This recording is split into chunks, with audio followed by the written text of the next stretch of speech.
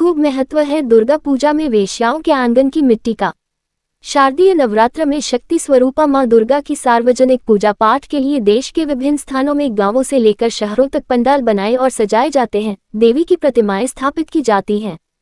पूजा पाठ के तो वैदिक विधिक विधान है ही, आदिशक्ति मां दुर्गा की प्रतिमा के निर्माण के भी मान्यताओं एवं परंपराओं पर आधारित कुछ विशेष विधान हैं। वैसे तो और कई बातों पर ध्यान दिया जाता है, पर 4 चीजों को बहुत जरूरी माना गया है: गंगा की मिट्टी, गोमूत्र, गोबर और वेश्यालय के आंगन की मिट्टी। मूर्ति निर्माण में इन वस्तुओं के इस्तेमाल की परंपरा सदियों से चली आ रही है।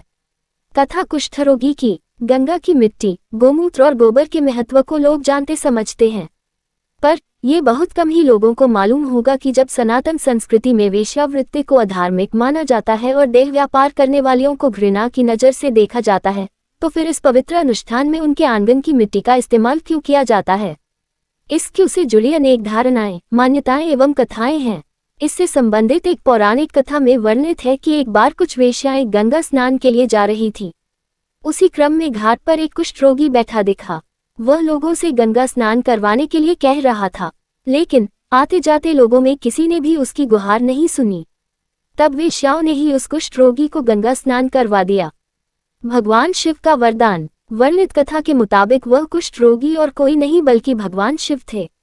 शिवजी वेश्याओं की इस मानवीयता से प्रसन्न हुए और वरदान मांगने को कहा।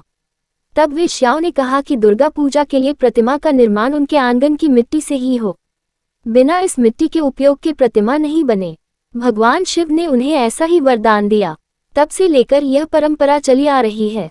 एक कथा यह है कि एक वेश्या देवी दुर्गा की बहुत बड़ी उपासक थी, पर वेश्या होने के कारण समाज में उसे सम्मान नहीं मिलता था।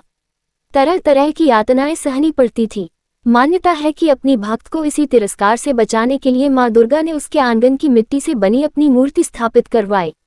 बताया जाता है कि शारदा तिलकम, महामंत्र महार्णव, मंत्रमहोधि आदि ग्रंथों में इसकी चर्चा है।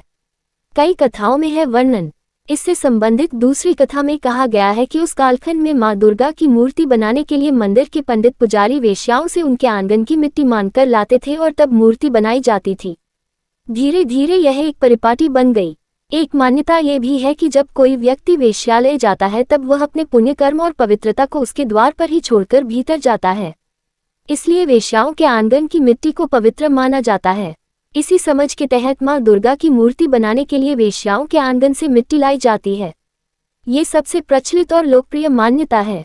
कुछ लोग इसे समाज सुधार के प्रयास के रूप में भी देखते हैं।